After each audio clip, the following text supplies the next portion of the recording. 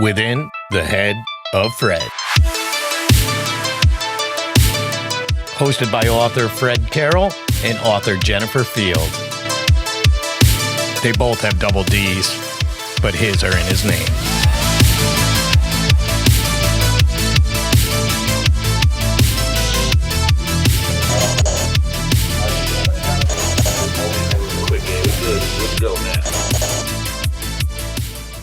Okay, everybody, welcome to Within the Head of Fred. I'm your host, Fred Carroll. Today, we're going to talk books and a new book that's out by my friend Robert Matthews, also known as Cool Rob TV. He does a YouTube channel, then we'll talk about that. But he has a new book out. It's interesting. I haven't read it myself yet. I bought it, but I didn't read it yet. And so we're going to let him carry the show, but this is going to be part of our writer series, which is Apostrophes with double D. So this is Within the Head of Fred, Apostrophes with double D. And today's guest is my friend, Robert Matthews. How are you, Robert? Oh, man, thank you. I'm excited to be here. How are you? I'm good. You know, it's cold out still. And I know you're on the East Coast also. Where are you based out of? Right now, I'm in Hyattsville, Maryland. Okay, so how close to DC are you? Shit, I'm right, probably like 5-10 minutes away from the DC line from where I live at. Yeah, I like DC. You like DC? Yeah, I like it down there. You know, the touristy part of it, at least. Yeah. You know, I don't know about all the other areas. I don't like the politics of it. I don't like the homeless problem that they have down there. Right. To me, that's fucking ridiculous. Yeah. You could be right outside the White House and there's homeless people sleeping behind you. Right outside the gate, yep. Makes no sense to me. I don't know how they can look out their windows and see that and think it's okay to be in America. Being in America, you should never be homeless. Not in this country. We're not a third world country. But let's get to your book. What the title of your book is interesting because it's called She Was the Man, I Was the Woman. And this is a true story, correct? Yes, based on a true story. Okay, so you got to get into some details here and tell me about your sexual lifestyle because it's far different than mine. All right, so thank you once again. I'm just so excited to be here. She was the man, I was the woman, y'all, based on a true story. So I took when me and this woman met and we got into a relationship. So I'm retelling that story all over again. I describe this book as love at first sight, heartache and pain, thrill of victory, agony of defeat, and also, you know, I've been saying slavery because once you get into this book, you'll see what I'm talking about. So someone asked me, they said, so when you say she was a man, I was a woman, that means you wore women's clothes. That is not true, y'all. I have not put on no women's clothes. I haven't walked around no women's shoes. So you're not going to see that at all. What you're going to read in this book is pretty much there were times where she just turned into she had to be dominant. And keep in mind, I'm 6 feet 6'1". She's 5'3", 5'4". And as you can see in this picture right here, this pretty much says it all. Look where I'm at and look where she's at. She's in all black. I'm on my knees in agony. And so she really loved me and I loved her. I loved her internally, but she loved me back. And if you saw pictures of me and her, which I have, you'll see how much love. We just had so much fun together. But it was just times where she just turned into, she had to be dominant in certain situations. And because I loved her, I didn't put my foot down as the man should. Is that really her in the picture? Oh, no, this is not her.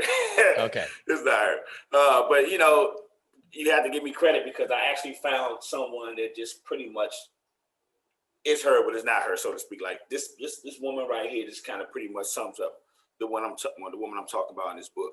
Right. So like I said, so she just had to be dominant in certain instances of relationship. Like an example, like we will walk to the store, right? And we will hold hands. I'm the man, so I would go to hold her hand. She said, no, I want to hold your hand. I want to hold your hand. So she'll grab my wrist and walk with me while she's holding my wrist.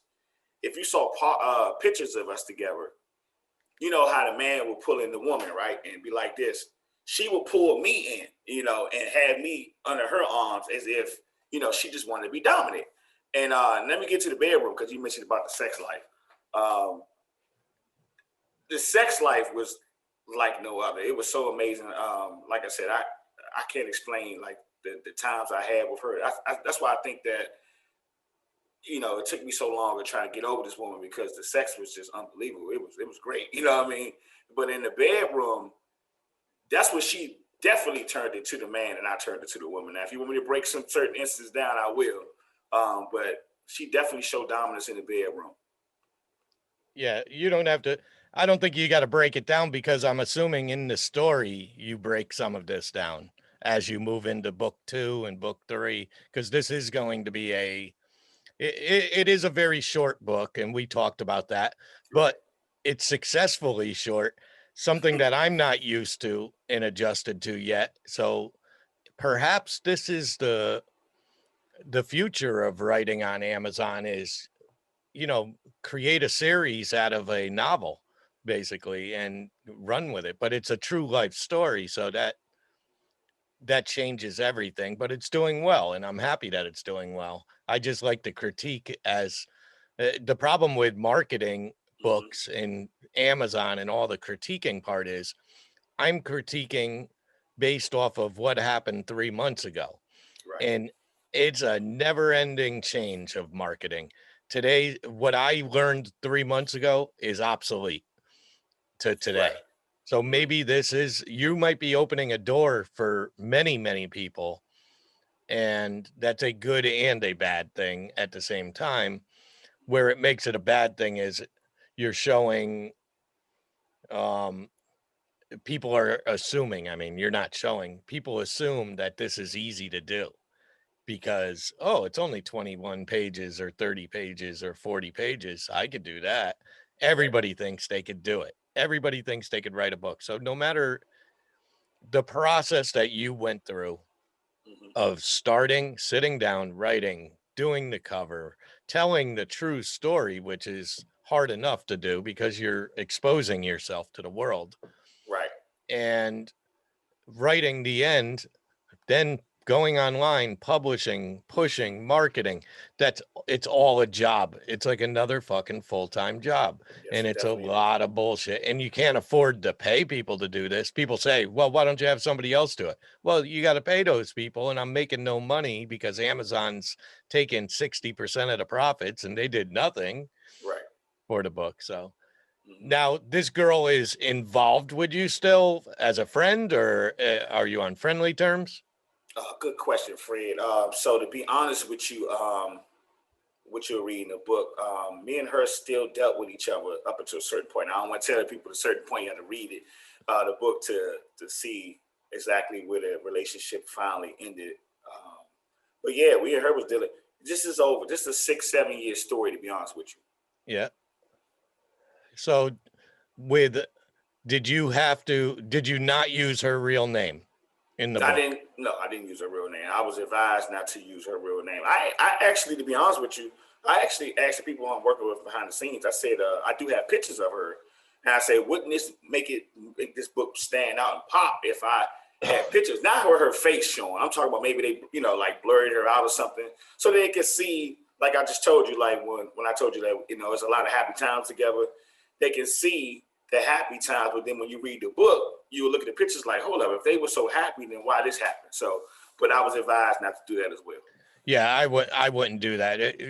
The problem is, just like the book business changes every 3 months, so do the laws of what you're allowed to do and what you're not allowed to say, and how you, especially in the world we're living in today, where you got to remember when me and you were growing up, I know you're significantly younger than me, but regardless, when we were growing up, the saying was sticks and stones will break my bones, but names will never hurt me.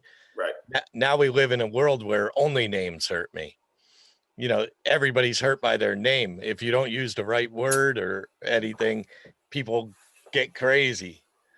But so on this book, how long did it take you to write it? Because you said it was longer to begin with, but you decided to release it as a part 1 of a series. How long did this take to write? So to be honest with you guys, like I said, I basically had this idea to write this book. It's like when your listeners see this, like I said, I am a podcast. I have my own channel, CARROLL TV. If you go on my channel, the season 2 or season 3, you will see I interviewed another author, Darnell Oaks, who's an author of the book entitled "I Did That." So he gave me, from that day, I think my YouTube career went up a little bit because at that point I didn't have no one significant that I interviewed or even brought on my channel. So it all started way back in October of last year. I interviewed him for part 1, part 2 of his book, and so he inspired me. Right now I'm sitting in my crib, but right outside my courtyard. I remember we had our conversation, and I told him, I said, bro, I'm inspired. I want to write a book myself. And then just listening to him, he kind of stirred the ship a little bit. So I had the idea way back in last year in October. I didn't start putting the pen to paper, so to speak, until November of last year. But then what I realized and what I faced was, I said, man, I can't just sit down and write this thing, because once I started writing, it was like I wanted everything to be 100% accurate. And so, and then I don't know if you ever faced this before, but when I was writing in the beginning, I was getting writer's block. It was just like I knew the information, but for some reason it wasn't coming out. So I said, hold up, I had to restart over. And so what I would do was I would just make sure I'm in a nice quiet setting, my music playing, I'm drinking my water.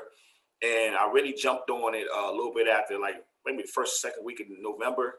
December, it was pretty much done, but I would go back and make changes because it's like every time I think I'm finished, I would think of 3, 4, 5 more things.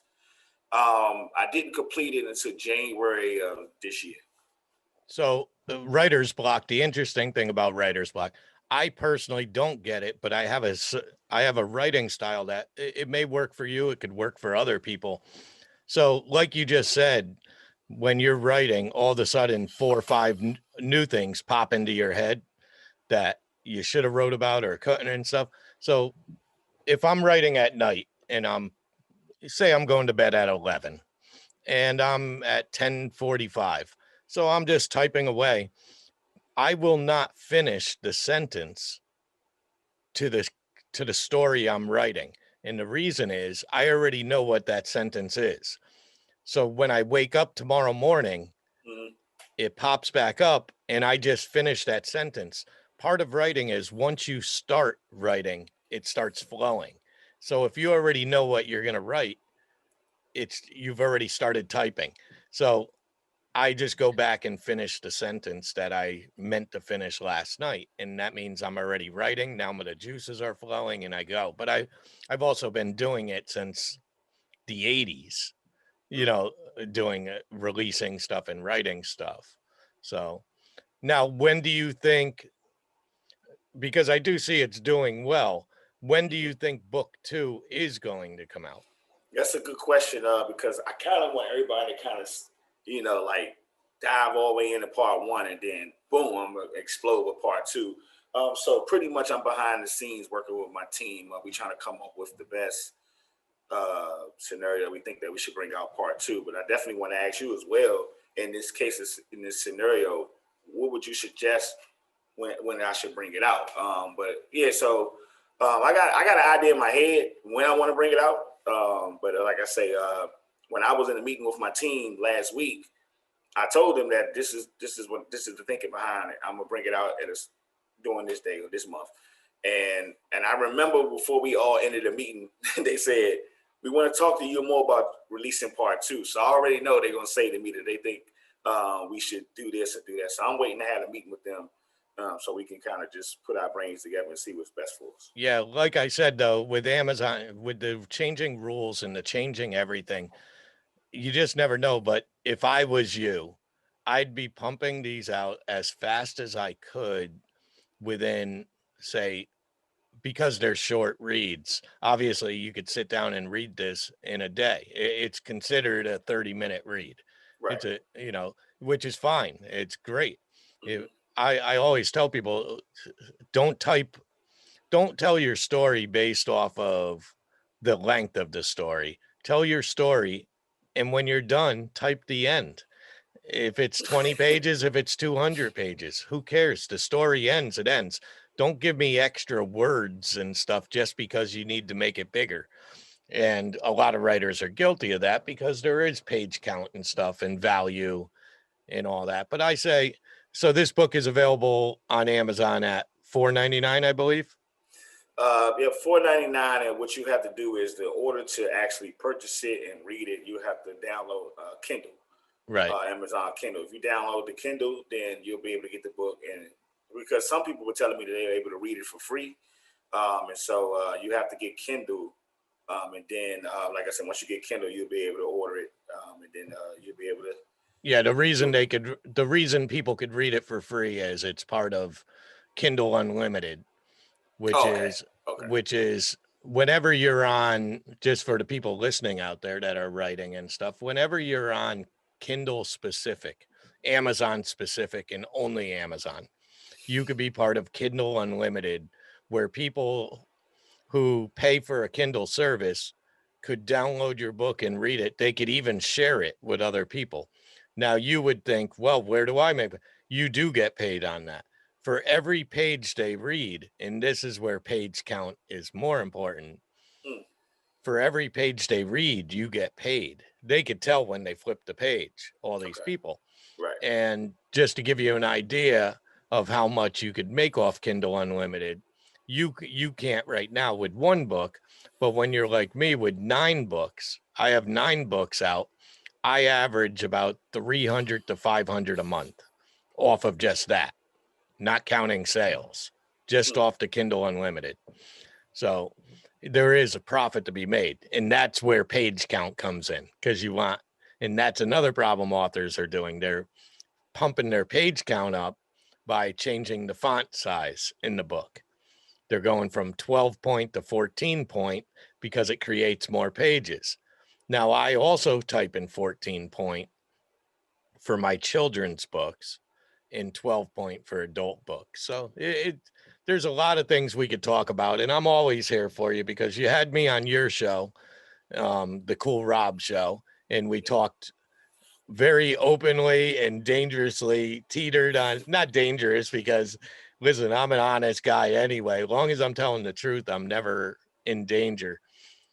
But we talked about race. We talked about, and this was very early on.